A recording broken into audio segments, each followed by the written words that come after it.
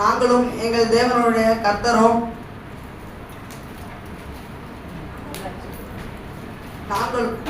நாங்களும் எங்கள் தேவனாகிய கர்த்தருடைய நாமத்தை பற்றி கொண்டு என்னென்றைக்கும் உள்ள சதா காலங்களையும் நடப்போம்.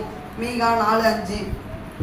இரண்டாம் நாள் தலைப்பு மனம் திருந்தி நடப்போம். நீ சர்வ வல்லவரிடத்தில் மனம் திரும்பினால் திரும்ப கட்டப்படுவீர், அக்கிரமத்தை உமது கூடாரத்துக்கு தூரமாக்குவீர். யோபு 22:23. மூன்றாம் நாள் தலைப்பு மகிழ்ச்சியோடு நடப்போம். கர்த்தாவே, உம்முடைய ரட்சிப்பின் மேல் ஆவலாய் இருக்கிறேன்.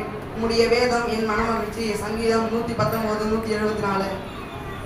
நான்காம் நாள் தலைப்பு உறுதியோடு நடப்போம். நல்ல மனுஷனுடைய நடைகள் கர்த்தரால் உறுதிப்படும், அவனுடைய வழியின் மேல் அவர் பிரியமாய் இருக்கிறார். சங்கீதம் 37:23. ஐந்தாம் நாள் தலைப்பு தைரியத்தோடு நடப்போம். ஆதலால் நாம் இரக்கத்தை பெறவும் ஏற்ற சமயத்தில் சகாயம் செய்யும் நன்மை கிருபையை அடையவும் தைரியமாய் கிருபாச தன்மையிலே சேர்க்கப்படவும். எபிரேயர் 4:16.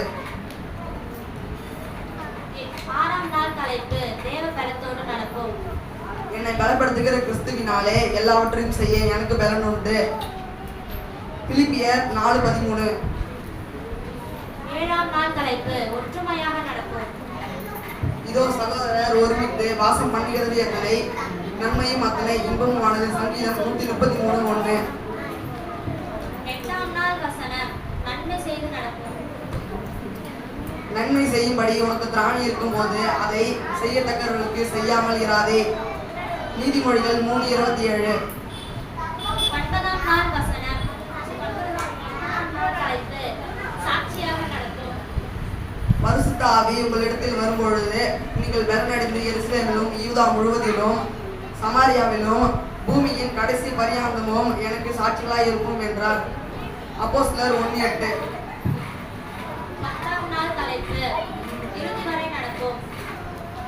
நீதியின் கிரீடம் எனக்காக வைக்கப்பட்டிருக்கிறது. நீதியுள்ள நியாயாதிபதியாக கர்த்தர் அந்நாளிலே அதை எனக்கு தந்தருவார். 2 தீமோத்தேயு 4:8.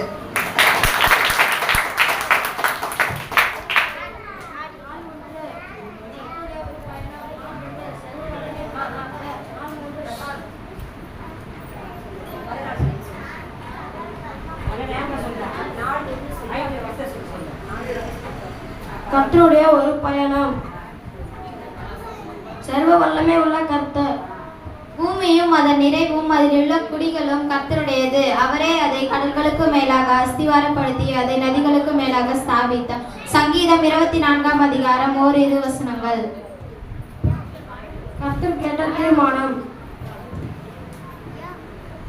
உன் நாவை பொல்லாப்புக்கும் உன் உதடுகளை கபடு வசனிப்புக்கும் விலகி காத்துக்கொள். தீமையை விட்டு விலகி நன்மை செய். சமாதானத்தை தேடி அதை தேர்ந்து கொள். சங்கீதம் 34ஆம் அதிகாரம் 13-14 வசனங்கள். கர்த்தருடைய வழி நடத்துதல்.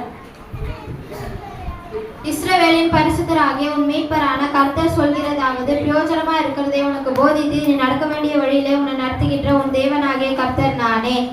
ஏசாயா 48ஆம் அதிகாரம் 17ஆம் வசனம். கர்த்தருடைய பராமரிப்பு. ஏற்ற வேளையில் ஆகாரத்தை தருவீர் என்று அவைகள் எல்லாம் உம்மை நோக்கி காத்திருக்கும். நீர் கொடுக்க அவைகள் வாங்கிக் கொள்ளவும். நீர் உம்முடைய கையை திறக்க அவைகள் நன்மையால் திருப்தியாகும். சங்கீதம் 104ஆம் அதிகாரம் 27-28 வசனங்கள். கர்த்தருடைய இரக்கம். தன் பாவங்களை மறைக்கிறவன் வாழ்வடைய மாட்டான். அவைகளை அறிக்கை செய்து விட்டு விடுகிறவனோ இரக்கம் பெறுவான். நீதிமொழிகள் 48ஆம் அதிகாரம் 17ஆம் வசனம். கர்த்தருடைய விடுதலை.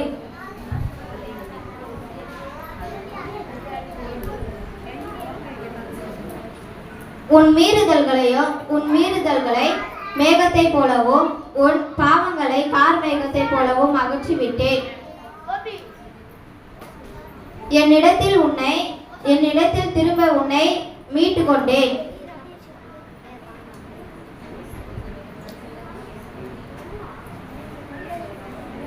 ஏசாயா 44ஆம் அதிகாரம் 22ஆம் வசனம்.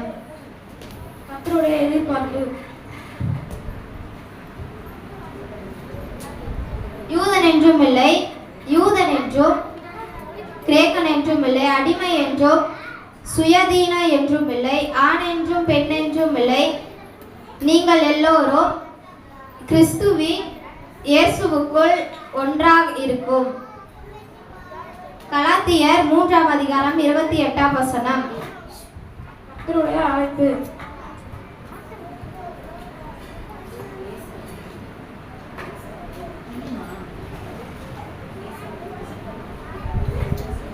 இயேசு அவர்களை நோக்கி, என் பின்னே வாருங்கள், உன்னை மனுஷரை பிடிக்கிறவர்களாகவே. அவைகள் எல்லோரும் வலைகளை விட்டு